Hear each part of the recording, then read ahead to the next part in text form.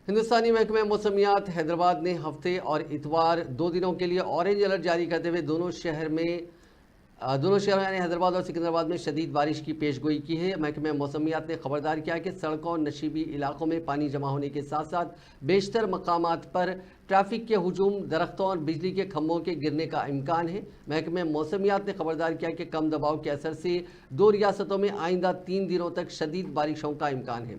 इस सिलसिले में रियासती हुकूमतों को अलर्ट कर दिया गया है।